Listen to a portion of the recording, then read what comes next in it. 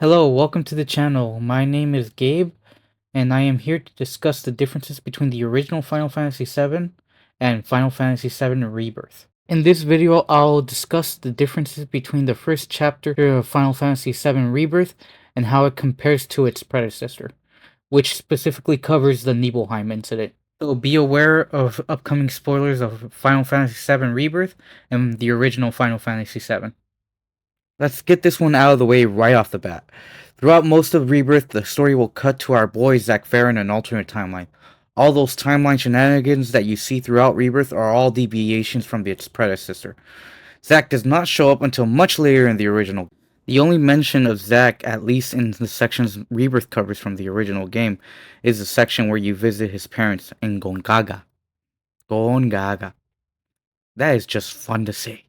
Now that's out of the way, let's talk about the infamous Nibelheim incident. Rebirth skips the part where the gang gets settled in at Calm and jumps right into Cloud's flashback in favor of a more cinematic approach. The scene plays out largely the same with a few differences between the dialogues. In the original, Cloud claimed that he and Sephiroth were established friends, having been on many missions together before the mission to Nibelheim. Rebirth makes it seem like this was their first mission together. Then we have the stakes of the mission. The original made it seem like this was no ordinary mission, versus Rebirth makes it out like this is another boring gig. Rebirth added minor details to the dialogue to make the lore richer, like the ceasefire with Wutai in contrast with the original where they just mentioned the end of a nameless war. Aside from that, Rebirth skipped Sephiroth's debriefing from the original, saving that bit of exhibition for Tifa to chime in during the storytelling. Also, there was a teensy moment of characterization that Rebirth cut from Sephiroth's dialogue from the original. Right before the truck stops, Sephiroth says depressingly, hometown. Before Sephiroth's descent into madness, he does not know where he is from, as he reveals shortly after that scene. That piece of dialogue foreshadows Sephiroth wanting to know more about his past. Not the most heartbreaking of changes, but it's still a shame. Anyways, before we get to the next scene, there is a detail I'd like to share. Before I share this though, I'd like to remind those who never played the original that I am talking about spoilers for the entire game. So if you want to come in on Act 3 of the remake saga with a blank slate, now's your time to turn back. You're still here? Good. Later on in the original, we find out that Cloud was never a soldier, and does not experience the events of the Nibelheim incident as he claimed. Rather, he was one of the foot soldiers accompanying Zack and Sephiroth for the mission. In Rebirth, there is a neat detail where you can see a bit of Cloud's hair in one of the soldiers. He even sounds like him a bit. Now, if Part 3 decides to retcon this portion of the story for some stupid reason, then my point here is moot. But if not, we get an early instance of foreshadowing that we never got in the original. In the original, there was no way of knowing that Cloud was a foot soldier based on this scene alone, so it is nice that they added that detail. Well, enough of that tangent, now we get to the action. Both games have different monsters for you to fight in the moment the truck stops. In the original, you fought a dragon, versus Rebirth, you fight a winged, tumored toad thing. I know it has a name, but that's what it looks like, so sue me. In Rebirth, you take control of Sephiroth, something the original did not let you do. Though Sephiroth is in your party, he acts independently from the player's actions. The thing that both iterations do well is showcasing Sephiroth's power level. When playing Rebirth, for example, I had to slow myself down to capture the gameplay footage for Sephiroth, otherwise the fight would have been done pretty quickly. You can feel how much strength he has when playing as him. In the original, the numbers showed you how powerful he is, and he can even take hits. If you ask me which game does a better job at showcasing his strength, at least from this section of the game, then that would be the original. The motherfucker could tank a hit from a freaking dragon! After that encounter, Cloud and Sephiroth finally arrive at Nibelheim. This scene in Rebirth plays largely the same as the original outside of rewording a few words and the omission of Bear calling Jenova a spook, which was likely done to avoid association with the racial slur. Rebirth only adds a new character that wasn't in the original in the form of Mayor Xander. Jeez. I really hope nothing bad happens to this guy. Once that scene is done, both games will give you free reign to explore the town. Rebirth Nibelheim is presented differently from the original. In the original, the place looks like a ghost town. Cloud claims the town was barren because of the monsters or because possibly they were afraid of Cloud's team. Rebirth was the complete opposite. The town is heavily populated and they don't seem afraid of them. Actually, they're quite obsessed with Sephiroth. Hell, I would be too. How the hell does he make his hair look so silky smooth? Sorry, I digress. The town is a little bit more expanded than the original. You can even climb up the water tower. When entering the general store in the original, you get to see an early example of Cloud's fractured memory and his storytelling. The store clerk will quickly begin to recognize Cloud before Cloud interrupts. claiming that he doesn't remember being here, showing the audience the first instance of Cloud being an unreliable narrator. In Rebirth, you can enter and freely explore the general store. There's even a callback to the original in the form of the kids that repeat each other. How the hell do you get salsa from Soldier, you stupid kid? I mean, at least they rectify it in the remake with shoulder. That makes sense, but no. I'm getting distracted. Anyways, they likely add that detail here in Rebirth because the bottom right corner house where the kids used to be was replaced with a municipal building. Then, at the hotel, you can meet Zangan like you did in the original, with added commentary of Cloud and friends. Although Rebirth takes it a step forward by giving Zangan a yoga class, which was a detail I missed the first time I played Rebirth. If you don't visit Zangan before seeing this, he will be replaced with a generic NPC. The only thing I couldn't find was Tifa's father in Rebirth. You can talk to him before sleeping at the inn, warning you to stay away from Tifa. I could have missed him, so if you guys know where he's hiding, sounds off in the comments. Speaking of Tifa, just like in the original, you can visit her house with a few differences here and there. Just like in the original, Tifa will ask questions the closer you get to her room. But Rebirth does change Cloud's underwear rating, Mischief. Cloud, you naughty boy. The remake perhaps wisely changes it to Cloud just snooping in her closet, which could still be seen as underwear rating, but that's up to you perverts. More changes can be seen, or rather in this case not seen, by the absence of a letter from the local store owner's kid. However, there is a mention of him later on in Rebirth, when Tifa and Cloud share a moment in her hotel room in Under Junon. No, not that kind of moment, you perverts. The final change from Tifa's place is the opportunity to play the piano, something that you could never do in the original despite being in Tifa's room. So sit down and play some groovy tunes. The final explorable location before turning into the hotel room is Cloud's childhood home. The scene is largely faithful to the original with a few exceptions in the dialogue. In the original, Cloud is not the best storyteller because he straight up spoils his mother's death, when in the remake he heavily implies it. Then Rebirth robs us of his mother's last words, the part where she says that she'll always be his mother. Shucks, that could make a grown man cry. Now we're at the part where Cloud settles in at the end. Again, this is largely the same with one omission and a few minor additions. Rebirth omits the part where Sephiroth mentions the mountain guide, which we later find out to be Tifa, but adds some dialogue that helps build the tension, like Cloud noticing Sephiroth seemed off in the mission, and how Cloud and Tifa were not able to sleep that night. The next thing the morning after is again largely faithful to the original, outside of the obvious dialogue changes. The only difference here is Mayor Xander trying to talk Tifa's father out of getting involved. Oh, and if you listen closely, apparently Tifa's father is named Brian, which he wasn't named in the original as far as I know. Hell, you can make an argument that he still isn't named because the subtitles address him as Tifa's father. You can only hear his name during the conversation with the mayor, which isn't subtitled, so those of hard of hearing like me will have to pay extra close attention. So listen closely. That was years ago, Brian. She's old enough to make her own decisions now. Now time for the journey up to Mount Nebel. In the original, there's nothing too fancy or noteworthy up till they get to the bridge. There's a guided 3D rendered view of Mount Nebel before cutting to an exposition shot of the group hiking to Mount Nebel. You don't even encounter monsters at this point, so this scene is fairly straightforward. In Rebirth, there's a lot more details to this hike. First off, there's a whole lot of vegetation and wildlife in the area, including more monsters to fight. Aside from that, you could see parts of the reactor from the base of the mountain, even getting a chance to see some of the Mako pipes bursting. Plus, there's some neat interactions between the characters, including an early instance where we get to see Tifa's training with Zangan pay off. Also, if my theory of the real Cloud being disguised as one of the troopers proves to be true, then we get another instance of foreshadowing shown by how he drops everything to protect Tifa. Then you can enter parts of the reactor where you can encounter even more monsters and a few environmental puzzles. Eventually, Cloud and the rest of the hiking party makes it to a bridge.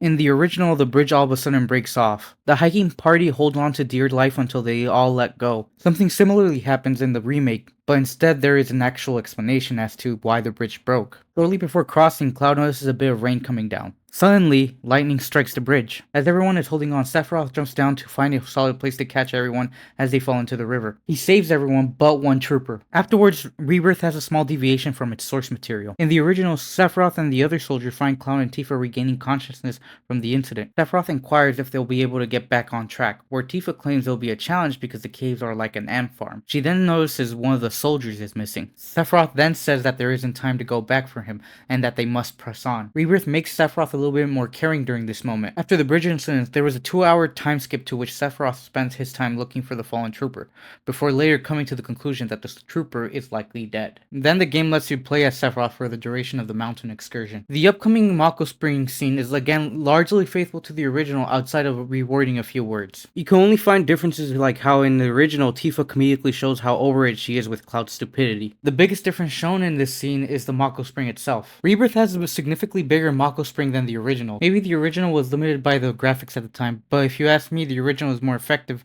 because by keeping it small, it shows how much the reactor is sucking out from the planet. Yet to play devil's advocate here, you can say that Rebirth developers wanted to show the beauty of the Mako Spring in its natural form. Either way, both games have their unique takes on the Mako Spring and that's fine. Before making it to the Mako reactor, Rebirth adds more explorable sections and a boss encounter in the form of the Material Guardian, which you don't encounter until much later in the original. Narratively speaking, the scene was meant to showcase how well Cloud and Sephiroth work together and demonstrate their friendship before the big twist later on in this chapter. Even Barrett in the present day says that everything Cloud's been telling them makes Sephiroth seem like a stand-up guy, until Cloud makes a foreboding comment in response. Now we're at the Mako reactor scene. The section where Cloud and Sephiroth make Tifa stay outside is mostly the same, so there isn't much to comment here. Rebirth does change a bit in how it presents the scene in Genova's chamber. They add more dialogue that helps build the tension and lore, for example, how this reactor is under the control of Shinra's R&D department when urban development is usually in charge. Then the scene in the chamber plays out like something out of a horror movie, which is an appropriate change considering what the scene is going to be about. We have some light jump scares,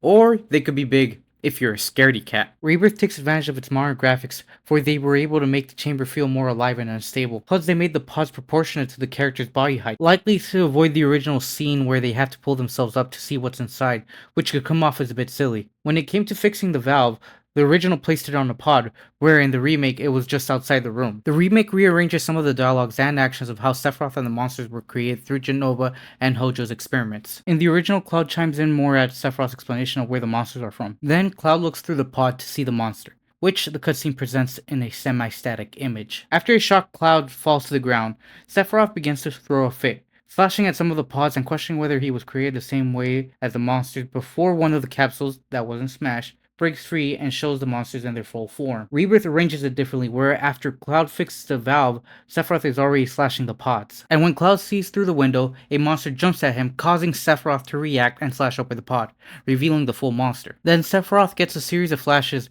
where he concludes that he might be created the same way as those monsters. As a mercy, Sephiroth puts the monster out of its misery. Both scenes end with Sephiroth questioning his humanity. Both games momentarily flash forward to the present. The original uses that as an opportunity to explain as to where the monsters are coming from and save the player's progress as they set up the next scene where Sephiroth hides out in the Shinra mansion. Rebirth skips the dialogue of the monster's origins and replaces it with narrative hints of Cloud's fractured storytelling. There's a section where Tifa mentions how the mayor was disappointed that Sephiroth didn't join him for dinner and how her dad had to deal with his complaining. Cloud looks at her confused, then in turn she looks at him confused at his confusion, like he should have known that. I really love how Rebirth is adding small details like this throughout the game to make the audience question the narrative. One of my biggest pet peeves in the original is how Tifa did not question Cloud's story despite her being there at the time. Back to the search for Sephiroth. In the original, Cloud straight up says that Sephiroth was hiding in the mansion, versus the remake where they let the players discover it the same way Cloud discovers it in that moment. Now brace yourself for the most heartbreaking change of the entire remake. The game does not let you explore the second floor of the Shinra mansion like in the original. 0 out of 10, this game sucks! In all seriousness though, I do dislike this change. Maybe they changed it for the sake of pacing,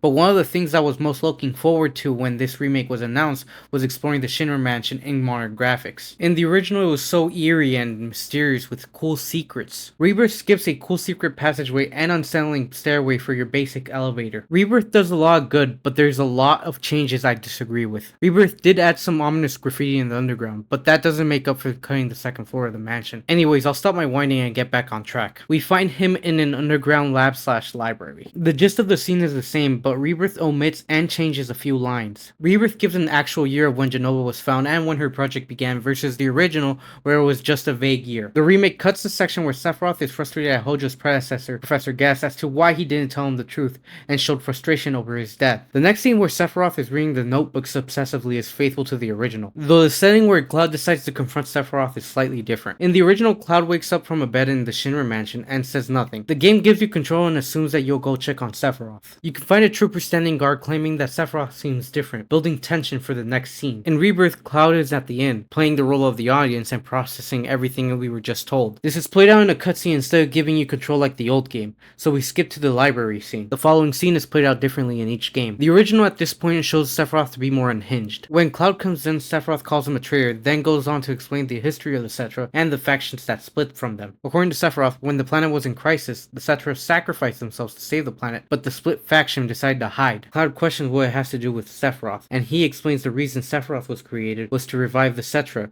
or the Ancients as they are also referred to. Then he ominously goes to his mother Jenova. Rebirth opts for a more eerily subtle approach to Sephiroth's insanity. Sephiroth quote-unquote welcomes Cloud and begins reading him a passage from Professor Gast's notebook. It describes how he discovered Jenova and the creation of the Jenova project. The cutscene showing us quick broken images of the discovery. This project led to Sephiroth's creation. Then a series of flashes flood through Sephiroth before concluding that he needs to go to his mother. Cloud tries to stop him, but Sephiroth throws him across the room and knocks him out. This last scene is an addition that makes sense, especially for what comes next. The following scene in both games has Cloud finding the entire village on fire. As mentioned before, the scene where Cloud gets knocked out is a welcome addition because in the original when Sephiroth walks out, Cloud wasn't too far behind, and the destruction of the town happened unbelievably fast. Now Sephiroth can take his time and kill people in peace.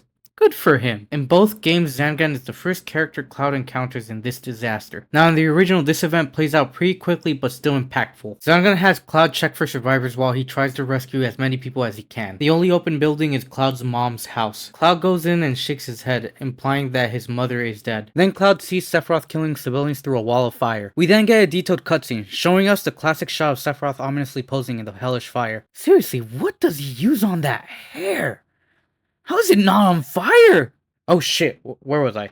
Oh yes, now Rebirth takes a more cinematic approach to this iconic scene. When Cloud is entering the village, some debris falls on top of him, injuring his leg. You can see the shock and terror in the civilians as you're passing through, and see the mayor organizing a group to stop Sephiroth. But that doesn't matter to Cloud as he is focused in trying to reach his mom. Cloud navigates through blazing obstacles and reaches the door to her place, only for it to explode in his face. The game cuts to static with a voiceover of his mom saying that Cloud needs to run away, implying that she didn't make it. Now quickly before I go on, I want to show one last piece of evidence that Cloud was secretly a trooper during the event. We find one of the troopers on the floor reaching for Cloud's mom's house where he was about to say mom before cutting himself off. You can make an argument that the other details I mentioned were a stretch, but with this last detail it would be hard to argue. Goes to show how much detail Rebirth developers put in this game. Well, after that sideline, Cloud wakes up to a militiaman trying to help him before Sephiroth stabs him. Cloud then tries to crawl to Sephiroth as he is effortlessly killing the militiaman and Mayor Xander. Oh no, he was my favorite character! Aw, who could have seen this coming? Sorry, I don't actually hate the character. I don't know why I chose to pick on him. Then Sephiroth looks at Mount Nibel and says to his mother that he is coming. He passes through Cloud while he is still in shock and turns back, recreating the iconic shot from the original. Is it head and shoulders he's using? How does he keep his hair so nice and fireproof? Sorry, I really need to get over that. After the massacre, both games have Cloud follow Sephiroth to the Mako reactor. In Rebirth, they add the reason why Tifa and her father were at the reactor. They were hiding from the massacre, but little did they know that Sephiroth was going to be there. In both versions, Tifa's father died by Sephiroth's hand with only one line change in the dialogue. When expressing her hatred for Shinra and Sephiroth, OG Tifa says that she hates them all, and Rebirth Tifa says that she is sick of all of it. Both impactful in their own way, with the remake having a slight edge because the scene is elevated by Britt Baron's excellent voice performance. Sephiroth, soldiers, Mako, Shinra. I'm sick of this. I'm sick of all of this!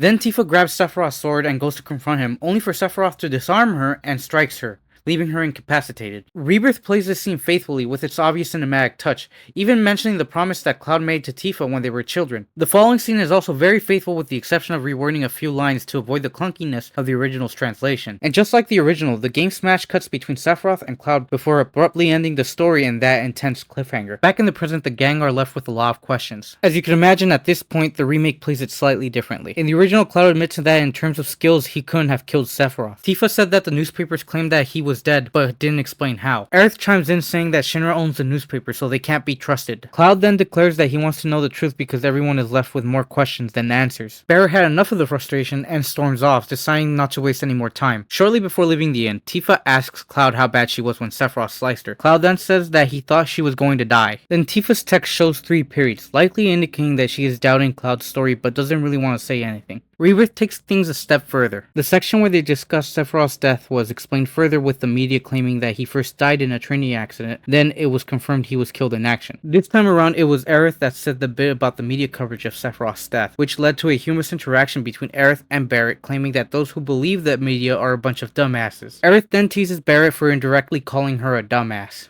I love Aerith. Unlike the original where they aren't 100% certain that Sephiroth is alive and kicking, the remake knows that he is alive, obviously because they encountered him in the first part of the remake saga. Tifa then questions why Sephiroth has resurfaced now after 5 years, leaving everyone with more questions than answers. Then Aerith decides to call it a night. There's a few humorous interactions between all the characters before they all go to bed. This, however, is where the remake takes it a step further. There's a scene in the girls' room where Tifa asks Aerith what she thinks Cloud's been up to these last 5 years. Aerith claims that she doesn't know. At one point she may have known, but when they eradicated the Whispers at Midgar, she lost all her memories of previous timelines, which sidelined the whole Whisper plotline never happens in the original. Tifa believes that's probably what happened to her, because as far as she knows, Cloud was never in Nibelheim. Now there is more that happens afterwards, but I feel like this is a good place to stop and leave the rest for part 2 of this video series.